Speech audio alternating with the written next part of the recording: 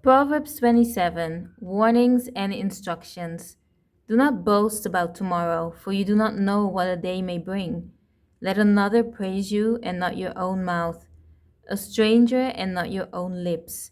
Stone is heavy and the sand weighty, but a fool's unreasonable wrath is heavier and more burdensome than both of them.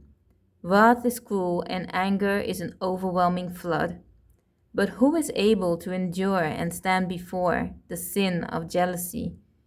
Better is an open reprimand of loving correction than love that is hidden. Faithful are the wounds of a friend who corrects out of love and concern. But the kisses of an enemy are deceitful because they serve his hidden agenda. He who is satisfied loathes honey, but to the hungry soul any bitter thing is sweet. Like a bird that wanders from her nest with its comfort and safety, so is a man who wanders from his home. Oil and perfume make the heart glad.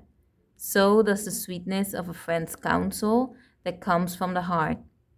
Do not abandon your own friend and your father's friend, and do not go to your brother's house in the day of your disaster. Better is a neighbor who is near than a brother who is far away. My son, be wise, and make my heart glad, that I may reply to him who reproaches, who reprimands, who criticizes me. A prudent man sees evil and hides himself and avoids it, but the naive, who are easily misled, continue on and are punished by suffering the consequences of sin. The judge tells the creditor, take the garment of one who is surety, one who guarantees a loan for a stranger, and hold him in pledge. When he is surety for an immoral woman, for it is unlikely the debt will be repaid. He who blesses his neighbor with a loud voice early in the morning, it will be counted as a curse to him, for it will either be annoying or his purpose will be suspect. A constant dripping on a day of steady rain and a contentious, quarrelsome woman are alike. Whoever attempts to restrain her criticism might as well try to stop the wind and grasp oil with his right hand. As iron sharpens iron, so one man sharpens and influences another through discussion. He who tends the fig tree will eat its fruit, and he who faithfully protects and cares for his master will be honored. As in water, face reflects face, so the heart of a man reflects man. Sheol, the place of the dead, and Abaddon, the underworld, are never satisfied, nor are the eyes of a man ever satisfied.